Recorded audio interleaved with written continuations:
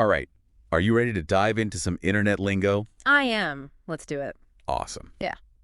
So you guys sent in tons of stuff about internet, email, and social media terms, right? Yeah. Pretty much everything but the kitchen sink. I know. It's incredible. We have the basics, like what the heck even is the internet? Right. All the way to some pretty advanced vocabulary and idioms, too. Yeah. It's pretty amazing, actually, how we describe technology. Yeah. With these creative terms, like who decided to call it surfing the net? Right. That is a good one. Yeah. I mean, that really gets at that feeling of just kind of exploring, doesn't it? Totally. But, okay, before we get too far into those really fun idioms, Okay. let's back up and start with the internet itself. Right, right. So, I mean, really at its most basic, the internet is all about connection. Yeah. It's a huge network of computers, and they're all over the world, and they're constantly sharing information with each other. Wow. You can kind of think of it like a global conversation that's happening like at the speed of light. That's a great way to think about it. Yeah. And we're all kind of part of that conversation these days, aren't we? Yeah, we are. We really are. I mean, but it does get a lot more complex when we start to look at some of the vocab, I think. Yeah. Because, you know, even in the source material, there was the term cyberspace, Yeah. which, I don't know, that sounds kind of futuristic to me, like something out of a sci-fi novel almost. It totally is. Yeah. It kind of is. So what is that exactly? Well, basically, it's the virtual environment that's created when all these computers, all these networks connect together. Right. So, like, all those online interactions and transactions and the communities, all of that stuff, it exists in cyberspace. Mm. It's not a physical space, obviously. Right. But it's definitely a real place. You know, it's a place where we spend a lot of our time. That's true. That is a good point. I mean, it's easy to forget that the things we do online really have an impact offline, too. Yeah. I mean, speaking of real-world consequences, I was really struck by this term, digital footprint. Oh, yeah, yeah. Because I feel like that one really makes you stop and think about what you're putting online, doesn't it? It does, for sure. And it reminds us that every time you click something, every time you like something, every time you comment on something, Right. it all kind of adds up to this record of what you've been doing online. Right. And that record can have a big impact on your life. Oh, for sure. You know, it can affect your online reputation, maybe even your chances of getting a job, all kinds of things. Yeah. It's like you're building a resume online almost. Right. But with, like, way higher stakes. Yes, exactly. So it's not just about avoiding posting embarrassing photos or rants or whatever. Right. It's about, like, really being mindful of how you're presenting yourself to the world, right? Yeah, definitely. And you know, what's interesting is that this image that we project, it can be influenced by something that we don't even really see. Okay. Algorithms. Okay. Algorithms. Mm-hmm. Now, break that down for me. What exactly are those? Okay, so algorithms are basically like sets of rules that computers follow Okay. to process information and then decide what to do with it. They're kind of behind everything, you know, from the search results we see to the ads that pop up on our social media feeds. Oh, okay. So, like, when you're on social media Yeah. and you see an ad Yes, for something that you were just thinking about buying. exactly. That's the algorithm at work, yeah. They can analyze how you behave online and predict what you're interested in. Wow. It's really pretty accurate, actually. That is pretty amazing. Yeah. And a little bit creepy, too, right? Yeah, for sure. It can be, yeah. I mean, it's convenient, I guess. Yeah. You know, to have things tailored to your interests. But it also makes you wonder about privacy Right, exactly. and control, you know? Like, do we want these algorithms kind of shaping what we see online? Mm-hmm. Or should we be, like, more proactive about, you know, choosing what we see? That's a really good question.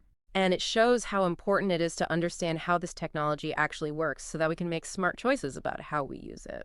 I agree. And I think that's what we're trying to do here today. Exactly. You know, just thinking about, I mean, even some of these collocations, like online transactions. Yeah. Or streaming services. Mm-hmm.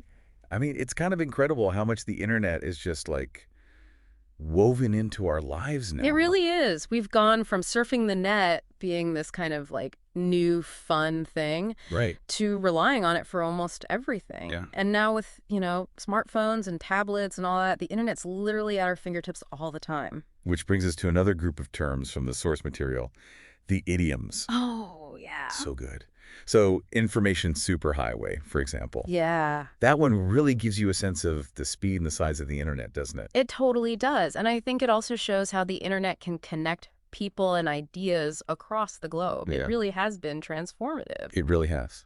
But, like any powerful tool, Mm-hmm. it's really important to use it responsibly. Right. And that means understanding the potential downsides. Oh, totally. Like what? Like, getting caught up in misinformation or, falling victim to online scams. Right. And I mean, the source material even mentions things like cybercrime Yeah. and internet addiction as potential concerns. Right, exactly. It's a double-edged sword for sure. It really is. And the sample questions and answers that we got, they really get into those trickier aspects of it. Yeah, I was going to say the sample questions are really insightful, I thought. Yeah, me too. Yeah. Like, there's one question that asks about the impact of the internet on society as a whole. Right. And the answers talk about everything from, like, increased access to information Yeah. to the potential for social isolation. It's a lot to consider. Yeah, that is really interesting because it really has changed the way we live and work. Absolutely. Yeah. And just interact with the world. But, it's also created all these new challenges that I think we're still figuring out how to deal with. Absolutely. Yeah, we are. But for now, I think we should probably shift gears a little bit Okay. and talk about another really important part of the digital world, email. Yeah, email. I know it seems a little old school, maybe, compared to social media. Right. Yeah, maybe a little. But I think a lot of us still rely on it every day, right? Absolutely. Yeah, definitely. So, the internet lets us communicate instantly with anyone in the world. Right. But email gives us this more structured, reliable way to share information. Yeah, that's true. Especially in professional settings, I think. Oh, for sure. Definitely, yeah. And of course, email comes with its own set of vocabulary and idioms too. It does. It does. We've got things like BCC, Yeah. spam filter, phrases like inundated with emails. I mean, it's like its own language. It really is. It's crazy. And knowing those terms, it can really help us manage our inboxes, I think. Oh, for sure. But also, it kind of gives us a window into, the frustrations and anxieties that people have about email. I love that. A window into our email anxieties. It's true. I like that. So let's unpack some of these terms then and see what we can learn. Okay. So first up, BCC, blind carbon copy. Okay. I have to admit, I'm still a little fuzzy on what that even does exactly. Oh, okay. Well, basically, BCC lets you send a copy of an email to someone without the other people who are getting the email knowing about it. It's like telling a secret in a crowded room. Ah, so it's all about discrete communication. Okay. Got it. Okay. Exactly. Now, speaking of secrets, the source material also mentioned phishing. Yeah. And that sounds a lot more sinister. It can be, yeah. Yeah. Phishing is a type of cybercrime where someone tries to trick you into giving them your personal information. Oh, wow. Like your passwords or your credit card details, and they pretend to be someone you trust, like a bank or a company you do business with. Oh, okay. And they'll often use fake emails or websites that are designed to look like the real thing. So it's like digital deception. That's pretty scary. I mean, so what are some things we should watch out for? Right. Well, one common thing they'll do is try to make you feel like you have to act really quickly. Oh, okay. Without thinking. Like they might say your account's been hacked or something, No. or that you have to update your information immediately. Right. But always take a second to really look at the email address, the links in the email, the overall tone of the message. Okay. Does something seem off? Trust your gut and don't click on anything that looks suspicious. That's like being a digital detective, right? Exactly. You got it. You have to look for clues to see if something's not quite right. Right. And speaking of detectives, let's talk about another interesting term. The spam filter. Oh, yes, the spam filter. It's like a digital bouncer. That helps us sort through all the junk email, right? Right. And find the messages that are actually important. I mean, it's a lifesaver. Yeah. Especially when you're getting all those promotional emails. Oh, yeah. And newsletters that you never even signed up for. Exactly, yeah. It's like having like a virtual assistant to go through your mail for you. Right, yeah. Which brings us to some of those great idioms related to email. Yeah. Like we've all felt inundated with emails at some point. Oh, yeah. Right? Just drowning in messages. Yeah, for sure. Who hasn't? And of course, there's always the frustration of having important emails end up in the spam folder. Oh, yeah, right. Like playing hide and seek. Totally. It's like, where did that email go? I know. It's so frustrating. And, the sample questions and answers, they talk about some of these frustrations. Oh, yeah, they do. And they highlight how important it is to have good email management strategies. Right. And to just be really clear when you're communicating so that you don't have any misunderstandings. Yeah, I was going to say, the sample questions bring up some really interesting points about email etiquette. Right, yeah. Right. Like remembering to be professional. Yeah, for sure. And concise. Yeah. And respectful. Exactly. It's just like any other form of communication, right? Tone and context really matter. Oh, they do. And online, especially where you don't have those nonverbal cues, it's even more important to choose your words carefully and make sure your message is coming across clearly. I think that's great advice. Yeah. Okay, so email might be the workhorse of the digital world, but I think it's safe to say that social media is where things get a lot more, well, dynamic. Yeah. And fun. It's true. It's definitely true. Social media has changed everything, hasn't it? It really has. How we connect, how we share, how we get information. Yeah. It's a place where everyone can share their voice, where ideas can spread like wildfire, and you can find communities based on shared interests. It's pretty amazing. It is amazing. And of course, it has its own unique vocabulary and idioms that really capture kind of the fast-paced, ever-changing nature of it. Yeah, they do. And some of those terms like influencer and viral, they didn't even exist a few years ago. Wow. And now they're like part of our everyday conversations. I know. So let's unpack those a little bit, shall we? Let's do it. Okay, so influencer. I mean, it is kind of fascinating, isn't it? Yeah. How people can get these massive online followings, and they have so much influence over what their followers think and do. Yeah, for sure. It's like a new kind of celebrity, driven by authenticity and engagement. Yeah. And I think it speaks to how social media has really given ordinary people a platform to reach a global audience. Yeah, it has. It really has. Yeah. Right. But, you know, like you said, with great power comes great responsibility. Oh, definitely. So, you know, we have to think about the ethics of influencer marketing. Yeah, we do. Yeah, for sure. I mean, because I think it's easy to get caught up in the excitement. Yeah. And kind of the glamour of it all. Yeah, it is, yeah. And not really think critically about what messages are being promoted. That's a really good point, yeah. Okay, so what about viral? Oh, yeah, viral. Well, I think that word really gets at how fast and unpredictable things can spread on social media. Yeah. You know, a post or a video or even just an idea can, like, suddenly explode. Right. And reach millions of people in just a few hours. It's crazy. It's like watching a digital chain reaction. It is. Powered by algorithms. And amplified by social sharing, right? Yeah. And sometimes those chain reactions, they have really positive consequences, like raising awareness for important causes or, you know, even starting social movements. But sometimes it can lead to misinformation spreading really quickly. Right. Which is why I think, you know, being media literate and thinking critically is so important. It really is. And the source material talks about both sides of that, right? Yeah. Like the good and the bad of social media. Yeah. Like one question asks about how social media affects mental health. Yeah. And the answers talk about both the potential for connection and support, but also the risks of comparison and cyberbullying and addiction.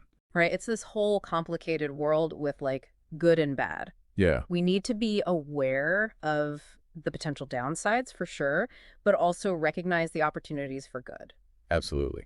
I mean, looking through these collocations, I was struck by how much of our social media experience is about verbs. Oh, yeah. You know, like share a post, like a comment, follow a trend. It's all about doing something, isn't it? Totally. Yeah, it's very active. It's constantly demanding our attention. But it's good to remember that we have a choice in how we participate, right? Right. We can choose to focus on content that's meaningful to us. Yeah. Stuff that inspires us, informs us, connects us with others in a real way.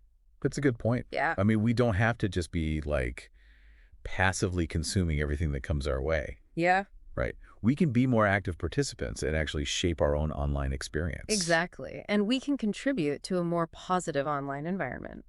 Which brings us to another group of terms that capture our kind of love-hate relationship with social media. Okay, like what? Well, like, you know, glued to one screen. Right. Social media detox. Yeah. They kind of show how addictive these platforms can be, right? Totally. And they remind us that we need balance. We need to unplug sometimes. Yeah. It's like, you know, we want to stay connected. Yeah. But we also need to take breaks and recharge. Finding that balance can be tricky. It really can. And the sample questions talk about this a lot, actually. Yeah. You know, like how to manage your social media use. Yeah. And set healthy boundaries.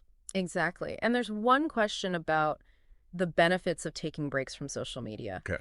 And the answers they all emphasize how important it is to, like, connect with people in real life. Right. And do things that make you feel good. It's a good reminder that the digital world should be a part of our lives. Yeah. Not our whole lives. Exactly. And, you know, the source material also talks about the amazing potential of social media. Okay. Like for education, for activism, even for being creative. Yeah. It can be a powerful tool for connecting with people who share your interests, learning new skills, even making your voice heard on issues you care about. Yeah. I mean, it's kind of amazing how it can be both, right? Yeah, for sure. A source of distraction and a way to make positive change. Yeah, it all comes down to how we choose to use it. That's true. I think that's a great point. And how we choose to use it is really influenced by, well, our understanding of it. Yeah, exactly. Understanding the language of social media, the culture, the potential impact it can have. Exactly. So I think it's time to dive into some of those sample questions and answers about social media. Okay, let's do it. Okay. Let's see. So one question asks about how social media shapes public opinion. And the answers talk about how it can be used for informed discussion. Yeah. But also how it can lead to echo chambers and the spread of misinformation. It's a good reminder that we have to be really careful about what we see and hear online. You know, question things. Right. Check our sources. Be aware of our own biases. Yeah, absolutely. It's this constant process of questioning and evaluating information. Yeah. It's a skill that's becoming more and more important these days, you know, with all the information overload. It really is. Yeah. Another question looks at how we can manage our social media use. Okay. So that we don't get addicted or just overwhelmed by all the information coming at us. Yeah. And the answers suggest things like setting boundaries for yourself. Yeah. Prioritizing real-life interactions. Right. Being mindful of the content that you're consuming. It's all about finding that balance again, right? Right. Enjoying social media without letting it take over your life. You know, going through the source material, I was really struck by how much it emphasized being kind and empathetic online. Yeah. Yeah, it's easy to forget sometimes, you know, when we're behind a screen. I know. That there's a real person on the other side. Yeah. With feelings and experiences. Yeah. It's important to remember that. I mean, the sample questions even talk about cyberbullying. Yeah. And how important it is to speak up against hate speech. And online harassment. Yeah, our words have power, right? You really do. We have to use them carefully. We do. And we all have a role to play in making the online world a more positive and supportive place. Yeah, absolutely. Starting with treating each other with respect. Yeah. Even when we disagree. Right. And just being mindful of the impact of our words and actions. Yeah, I love that. I mean, this whole deep dive has really been eye-opening for me. Yeah, me too. It has. It's given me so much to think about in terms of how I use these technologies. Yeah. And how I can be a more, you know, responsible and informed participant in the digital world. Yeah. It's been great exploring all this with you. I hope it's given our listeners some food for thought too. I think so, yeah. You know, about how to use technology in a more mindful way. Absolutely. And before we wrap up, I think you had a final question for our listeners, right? I do. I do. So we've talked about how social media can connect us and inform us and inspire us. Yeah. But we've also seen the downsides. Yeah. The echo chambers, the misinformation, the potential for addiction and harm. Right. So my question is this. How can you as an individual use social media in a way that like really gets at the good stuff while minimizing the risks? Right. How can you be a responsible and empowered digital citizen? That's such a great question to think about. Yeah. Because it reminds us that we're not just passively using these technologies. We have a choice. We do. We have a voice and we have a responsibility to make the digital world a better place. Yeah. And that responsibility starts with being aware, thinking critically, and committing to using these powerful tools for good.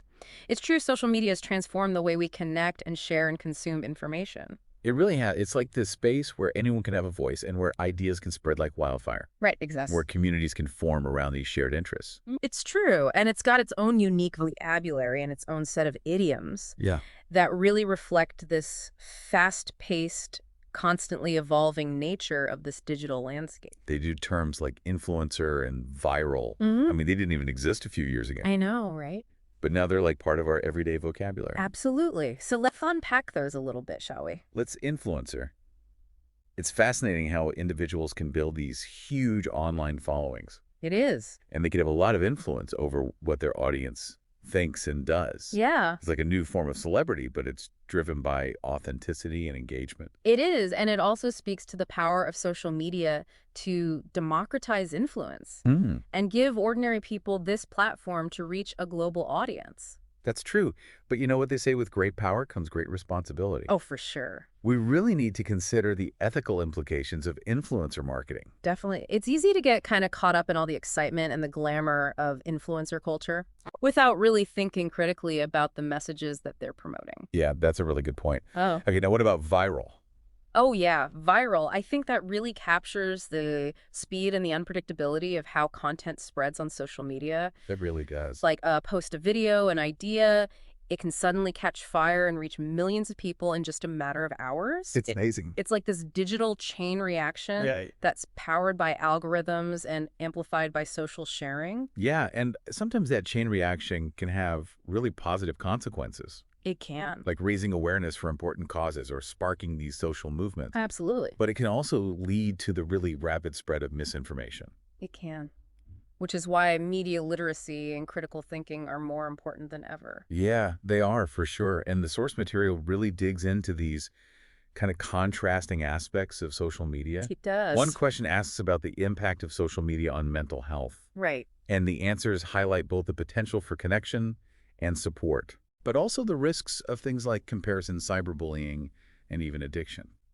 It really is a complicated world with good and bad, you know? Yeah. We need to be aware of the potential downsides for sure, Right. but also recognize the opportunities for positive change and connection. Absolutely. You know, I was scrolling through these collocations, Yeah. and it struck me how much of our experience on social media revolves around verbs. Oh, really? You know, share a post, Uh-huh. like a comment, All right. follow a trend. It's a very active space. It is. It's constantly demanding our attention and engagement. It's true. And all those actions, even the ones that seem small, Right. they contribute to this vast and ever-expanding tapestry of social media. They do. But it's important to remember we have a choice in how we participate. Yeah. We can choose to be mindful curators of our own digital spaces and focus on content that inspires us, that informs us, and connects us with other people in meaningful ways. That's a powerful reminder. We don't have to just be passive consumers, Yeah. you know, swept away by this endless stream of content. Right. We can be active participants and shape our own online experiences Exactly. and contribute to a more positive digital environment. Yeah, and that brings us to another set of terms Okay. that I think capture our often contradictory relationship with social media. Okay, what do you mean?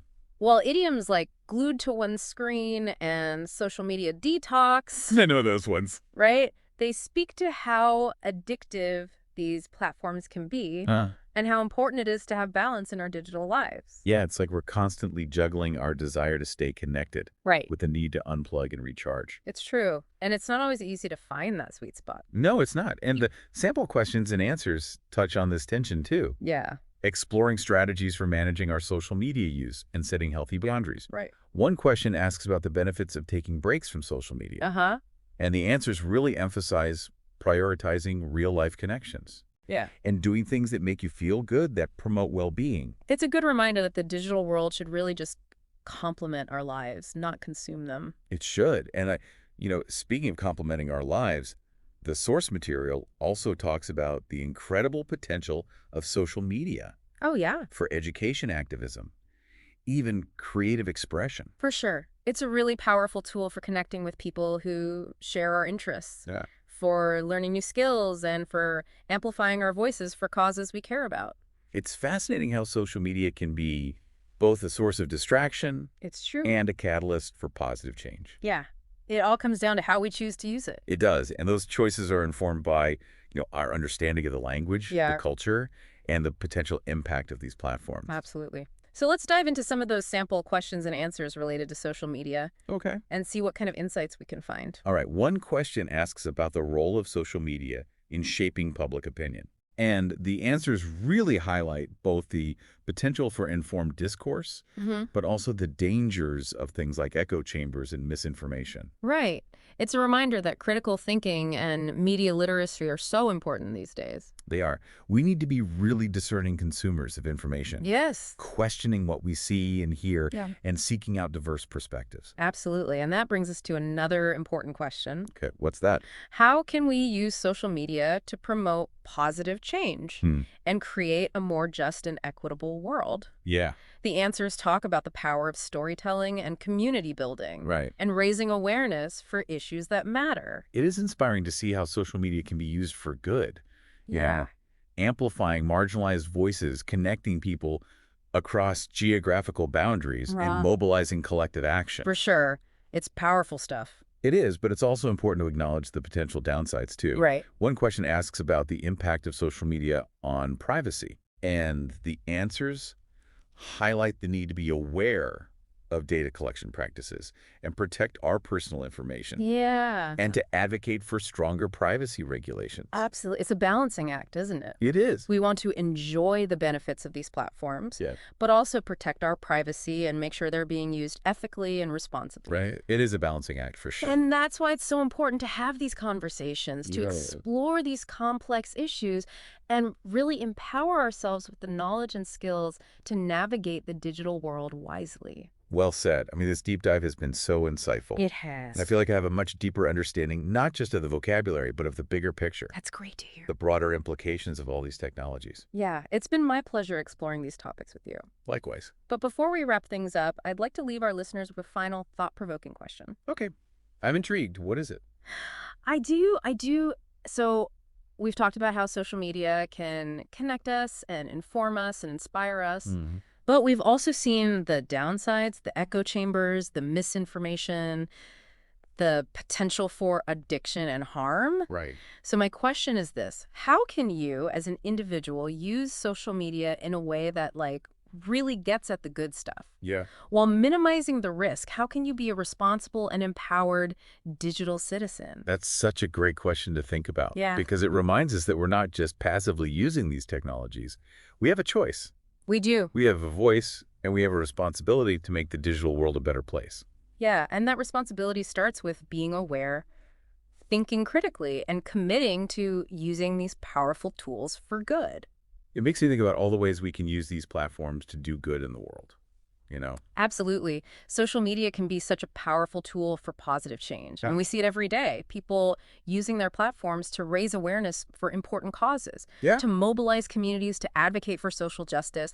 It's really inspiring to see how people can use their digital voices to make a difference in the real world. It is, but it also highlights how important it is to be mindful of the content we consume and share. Right. It's so easy to get caught up in that endless stream of information and opinion. Oh, it is. It really is. That's why critical thinking is so crucial. Absolutely. We need to question what we see, check our sources, and watch out for misinformation and bias. So it's not just about being aware of the risks, but also being an active and informed participant. Exactly. In the digital conversation. Exactly. And that participation can take so many forms. Right. Like what? Well, it could be as simple as fact-checking a news story before you share it. Okay. Or as involved as starting a whole social media campaign for a cause you care about. I mean, the source material even talks about digital literacy. Yeah. Which is not just knowing how to use these technologies, but understanding how they work and how they influence us. Right. And how to use them ethically and responsibly. It's like learning a new language. Once you understand the grammar and the syntax, you can communicate more effectively. And you can navigate different cultural contexts with more sensitivity. I like that analogy. And the sample questions and answers, they give us some concrete steps we can take to improve our digital literacy. They do, one question asks about how to spot fake news. Okay. And the answers emphasize checking for credible sources, making sure the information is accurate, and being aware of our own biases. It's a process of constantly questioning and evaluating what we see online. It is. It's a skill that's more and more important in this digital age. Absolutely. Another question explores strategies for managing our social media use. Okay. And avoiding things like addiction and information overload. Right. The answers suggest setting boundaries, prioritizing real-life interactions, and being mindful of the content we consume. I think that's really good advice. It's all about finding that balance. It is. Enjoying the benefits of these platforms without letting them take over our lives. Exactly. You know, one thing that really stood out to me in the source material was the emphasis on empathy and kindness in online interactions. Right. It seems so basic. I know, right? But it's easy to forget when you're behind a screen. It really is. We can kind of dehumanize people online. Yeah. And forget that there's a real person with real feelings on the other side of the screen. That's so true. The sample questions even talk about cyberbullying. Yeah. And the importance of speaking out against hate speech and online harassment. Absolutely. Our words have power. They do. And we have a responsibility to use them wisely. Yeah, we can all do our part to create a more positive and supportive online environment. For sure. It starts with treating others with respect even when we disagree. Right. And just being aware of how our words and actions might affect others. This deep dive has been a real eye-opener. Yeah. It's given me so much to think about. You too. In terms of how I use these technologies and how I can be a more responsible digital citizen. I'm glad to hear that it's been great exploring these ideas with you. Likewise. I hope this deep dive has given our listeners the knowledge and tools to navigate the digital world with more awareness and confidence. I think it has. And remember, the digital landscape is always changing. Right. So stay curious, stay informed, and never stop learning. Thanks for joining us.